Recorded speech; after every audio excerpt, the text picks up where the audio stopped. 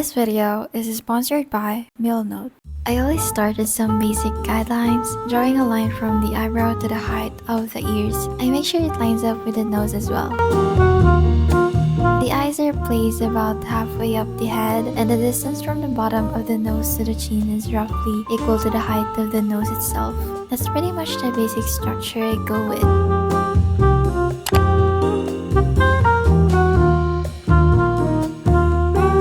Figuring out where to place the eyes, nose, and mouth can feel kinda tricky at first, especially when you're trying to simplify and stylize the model's features while keeping them recognizable. It took me a while too, but once you start observing closely and breaking things into shapes, it just starts making sense.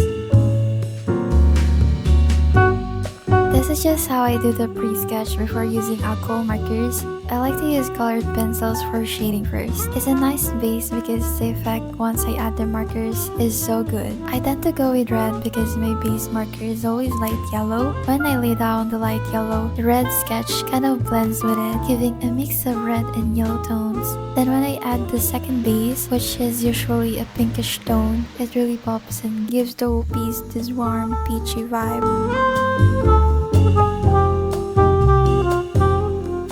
What's been really helping me get a better understanding of colors and techniques is this app called Milnote.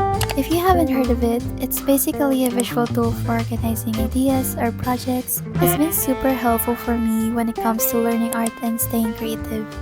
I've got this board for sketching in a stylized way, and for color studies, I just throw in all the references I find, add my own practice sketches, and review everything in one place. I can even leave little notes for myself, doodle on the board, which is honestly so cute, and do digital swatches. And I link all the YouTube videos that help me so I can easily go back to them whenever I need a refresher. It's super handy, and I didn't expect to enjoy using it as much as I do. Also, here are some examples of my previous boards for sketchbook projects that I shared with you guys before. Feel free to explore it. I've added a link in the description below if you need some ideas of layouts. But if you're unsure about where to begin, Milnote actually offers over 100 built-in templates for a variety of creative works. If you love organizing your workflow, making digital vision boards, or just want to keep your creative process smoother, you should definitely try Milnote. It's free to start and has no time limits. You can find the link in the video description below, and if you try it out, let me know your thoughts in the comments.